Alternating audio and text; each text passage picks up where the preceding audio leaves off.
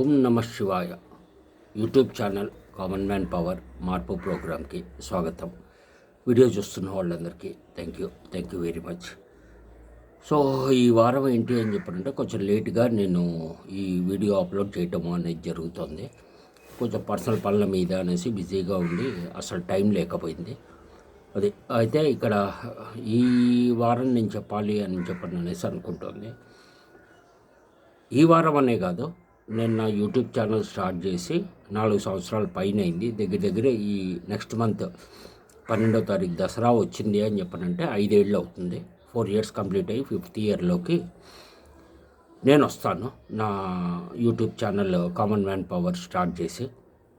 అయితే ఇక్కడ ఈ 4 ఏళ్ల నుంచి కూడా ఏ రోజు ఎక్కడ ఎవరిని ఏ ఒక్క మనిషిని లేదు పొలిటికల్ పార్టీని లేదు పొలిటికల్ లీడర్ని లేదు సినిమా వాళ్ళని లేదు క్రికెట్ వాళ్ళని ఇంకోళ్ళని అనేది విమర్శించింది లేదు. నేను పేరు పెట్టి అసలు విమర్శించలేదు. కానీ ఇక్కడ ఏంటి అని చెప్పనంటే ఉన్నటువంటి ప్రాబ్లమ్స్ని బేస్ చేసుకొని ఏ రకంగా మనం తెలివిగా ఆలోచించాలి ఏంటి అని చెప్పని అనే దాని మీదే నేను ఎక్కువగా మాట్లాడింది. దాని మీదే మాట్లాడుతున్నాను. నెక్స్ట్ కూడా అదే మాట్లాడతాను. కాకపోతే ఏంటి అని చెప్పనంటే ఈ లోకం ఎట్లా తయారైంది అని చెప్పనంటే మంచి చెప్పేవాడు ఎప్పుడు చెడ్డోడే. మాకు తెలియదా, మాకు అన్నీ తెలుసు, మాకంటే ఎక్కువ తెలుసా ఇంకోటి అనేసి. అందరికీ అన్నీ తెలియవు, నాకు కూడా అన్నీ తెలియవు.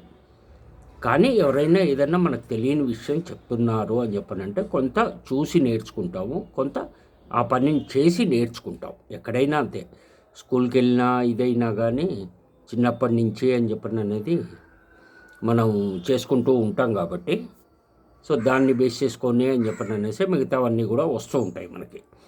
అయితే దీని మీద ఏంటి అని చెప్పనంటే కరెక్ట్గా 100 సంవత్సరాల ముందు మనం తీసుకున్నాము అని చెప్పనంటే ఒక మగ మనిషి 70 సంవత్సరాలు 80 సంవత్సరాలు 90 సంవత్సరాలు వచ్చినా కానీ ఇంకా ఆరోగ్యంగా ఉండి పొలానికి వెళ్ళి పని చేసుకొని ఇంటికి వచ్చి మళ్ళీ ఇంట్లో పనులు ఏమన్నా ఉన్నాయి అన్న కానీ చేసుకొని సంసారం కూడా చేసేవాడు.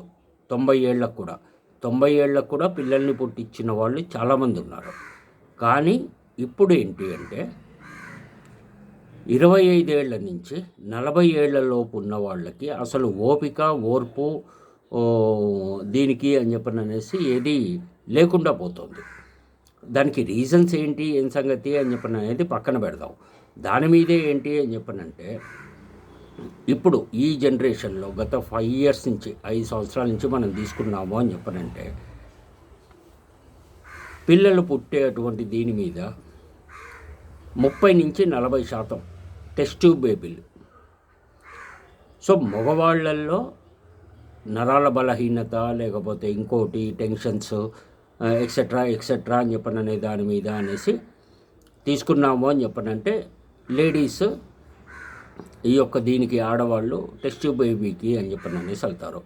సో ఇదే రకంగా పిల్లలు పుట్టకపోవటానికి అని చెప్పని అనేసి కారణాలు కొంతమంది లేడీస్లో కూడా ఉంటాయి. అప్పుడు ఏంటి పరిస్థితి? సో ఇది బాగా సీరియస్గా ఆలోచించాల్సినటువంటి విషయం. అందరూ కూడా, నేను ఒక్కడే కాదు, సో ప్రతి ఒక్కళ్ళు ఆలోచించాలి. ముఖ్యంగా పెళ్ళి కావాల్సినటువంటి అమ్మాయిలు అబ్బాయిలు.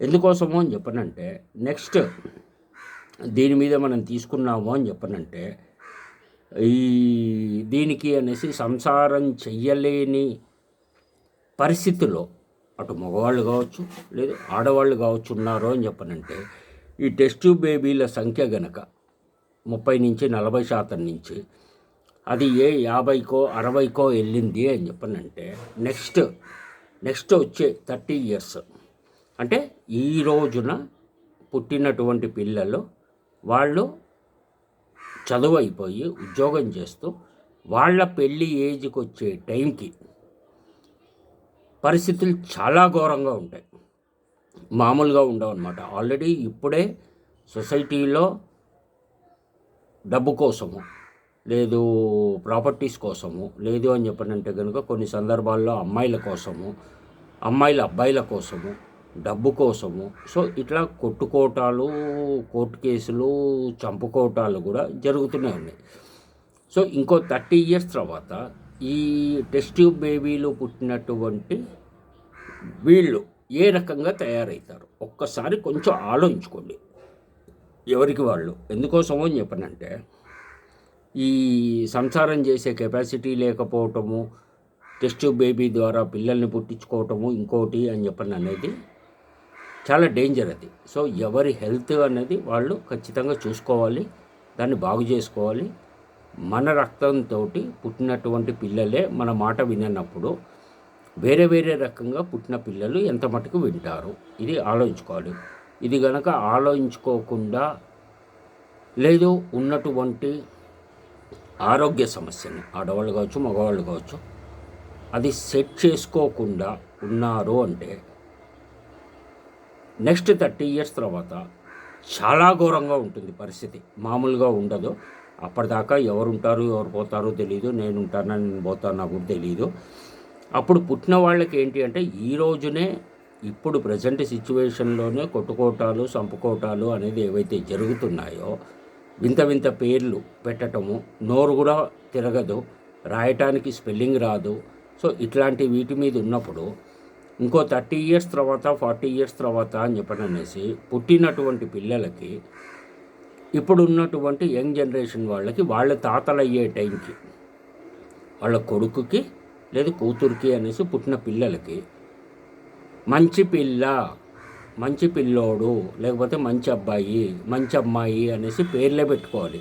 మంచితనం అనేది ఎక్కడా ఎవ్వరికీ కనిపించదు. చూద్దామన్నా కానీ, భూతద్దం వేసి ఎతుకుదామన్నా కానీ. సో ఇవన్నీ కూడా చూసుకోవాల్సినటువంటి అవసరం ఎంతైనా కానీ ఉంది. అట్లాగే ఈ రోజున మనం తీసుకున్నాము అని చెప్పనంటే, మనం ఒకళ్ళకి నచ్చాము అంటే మన మాట తీరు కావచ్చు, చేస్తున్న పని కావచ్చు, లేదు ఒక సలహా ఇవ్వటం కావచ్చు, లేదు ఇంకోటి కావచ్చు అని చెప్పని అనేసి, లేదా అవతల వాళ్ళకి మనతో అవసరం ఉంది అని చెప్పని అనేసి అన్నప్పుడు మనం వాళ్ళకి చాలా మంచోళ్ళము, చాలా ఏమంటారు ఇంపార్టెన్స్ ఇస్తారు. అట్లాగే మనం దేవుళ్ళలాగా కనిపిస్తాం. ఒక్కసారి వాళ్ళ అవసరం తీరిపోయింది అంటే నువ్వెవరో నేనెవరో, ఇది ఆల్రెడీ జరుగుతున్నదే ప్రజెంట్ సిచ్యువేషన్. ఇంకా పోను రోజుల్లో చాలా ఎక్కువ జరుగుతుంది అది.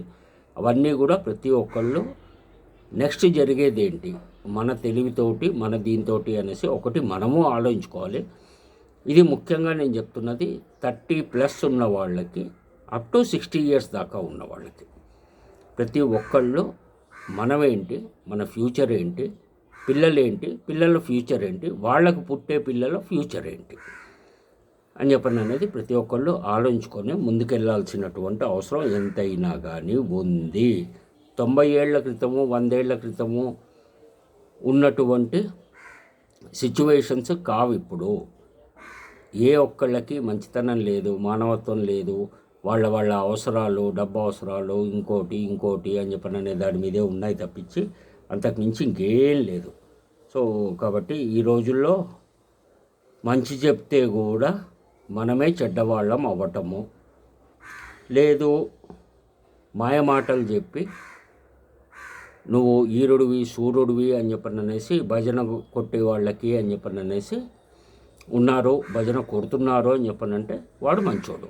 మంచి చెప్పేవాడు, మంచి మాట్లాడేవాడు, నిజం మాట్లాడేవాడు సన్నాసి, యదవ. సో వాడు ఏది చెప్పినా కానీ అంతా ఇదిగానే ఉంటుంది అనేసి వాడిని వదిలేయటం. సో ఓకే, ముంచేవాడిని నమ్ముతాము, ముంచేవాడే మాకు మంచోడు అని చెప్పని అంటే కనుక ఎవరి ఇది వాళ్ళు అనుభవిస్తారో, అంతకు మించి చేయగలిగింది ఏం లేదు. ఇంకోటి ఏంటి అంటే ఇంపార్టెంట్, మన భారతదేశంలో ప్రతి సెక్టార్లో ఉన్నటువంటి మోసాలు ప్రతి సెక్టార్లో ఉన్నాయి. ఇక్కడ ఉన్నాయి అక్కడ లేవు అని చెప్పని అనేది ఏం లేదు. ఒకళ్ళు ఒక సెక్టార్లో ఒకళ్ళు మెడికల్ లైన్లో ఉన్నవాళ్ళు మెడికల్గా మోసాలు చేస్తారు, ఎడ్యుకేషన్ లైన్లో ఉన్నవాళ్ళు ఎడ్యుకేషన్ పరంగా మోసాలు చేస్తారు, సర్వీస్లో ఉన్నవాళ్ళు సర్వీస్ పరంగా మోసం చేస్తారు, రాజకీయాలలో ఉన్నవాళ్ళు రాజకీయ పరంగా మోసం చేస్తారు, సివిల్ సర్వీసెస్లో ఉన్నవాళ్ళు వాళ్ళు ఆ రకంగా చేస్తారు. అట్లాగే అడ్వకేట్లు కోర్టులో తీసుకున్నాము అని చెప్పారంటే వాళ్ళు ఓ రకంగా చేస్తారు. సో ఇట్లా ఏంటి అని చెప్పారంటే ఈ సెక్టారు ఆ సెక్టారు అనేది ఏం లేదు. ఈవెన్ చిన్న పని ఇంట్లో మనకి ఏదన్నా పని ఉండి మనం తాపీ మేస్త్రిని పిలిపించుకున్నా, లేకపోతే ఓ డైలీ లేబర్ని పిలిపించుకున్నా, ఓ ఎలక్ట్రీషియన్ని పిలిపించుకున్నా, ఓ ప్లంబర్ని పిలిపించుకున్నా, లేదు ఇంకేదన్నా పని మీద అనేసి ఓ లేబర్ని పిలిపించుకున్నా కానీ అక్కడ కూడా ఇదే సమస్య. కాబట్టి ఈ సమస్యలన్నిటికీ ఎవరికి వాళ్ళే సొంతంగా పరిష్కారాలు చూసుకోవాలి. ఎందుకంటే ఒక్కో దగ్గర ఒక్కో పనికి అనేది ఒక్కో రకమైన మనిషితోటి ఒక్కో రకమైనటువంటి సమస్య ఉంటుంది. ఆ సమస్యను ముందే కనుక్కోండి. అట్లాగే డబ్బు విషయంలో జాగ్రత్తగా ఉండండి. డబ్బులు ఎవరికి నమ్మి ఇవ్వద్దు. డబ్బులు నువ్వు ఇచ్చేదాకా వాడిని వెనకాల పడతాడు. ఒకసారి అడుగుతాడు, 10 సార్లు అడుగుతాడు, 50 సార్లు అడుగుతాడు, 100 సార్లు అడుగుతాడు. డబ్బులు ఇచ్చావు అయిపోయింది. సో డబ్బులన్నా కోల్పోతావు. లేదు అని చెప్పనంటే కనుక నువ్వు శత్రువుని నీకు నువ్వే డబ్బులు ఇచ్చి మరి దాన్ని డెవలప్ చేసుకోవటం అనేది ఉంటుంది. సో ఒక శత్రువు అనేది నీకు తయారవుతాడు. ఎందుకంటే ఇచ్చిన డబ్బులు వెనక్కి అడుగుతున్నావు కాబట్టి. అడిగేవాడు ఓసారి 10 సార్లు 20 సార్లు 50 సార్లు అడిగినా కానీ నువ్వు ఇచ్చిన తర్వాత నువ్వు 1000 సార్లు అడిగినా ఆ డబ్బులు వెనక్కి రావు. సో డబ్బు విషయంలో అందరూ కూడా జాగ్రత్తగా ఉండండి. అంతకుమించి ఇంకేం లేదు. నెక్స్ట్ వీక్ నుంచి ఒక సీరియల్ దీని మీద అని చెప్పండి అనేసి ఒక సబ్జెక్ట్ని తీసుకొని అది మెడికల్ దాని గురించి అనేసి అనుకుంటున్నాను. కొంచెం పర్సనల్ పనుల మీద బిజీగా ఉండి నేను కాన్సన్ట్రేట్ చేయలేకపోతున్నాను. సో మెడికల్ దాని మీద అని చెప్పండి అనేసి నెక్స్ట్ వీక్ నేను అంతా కూడా దాని మీదే చెప్పటానికి అనేసి ప్రయత్నిస్తాను. Anyhow thank you very much. మంచి వాళ్ళు అందరూ బాగుండాలి, మంచి వాళ్ళే బాగుండాలి. Thank you.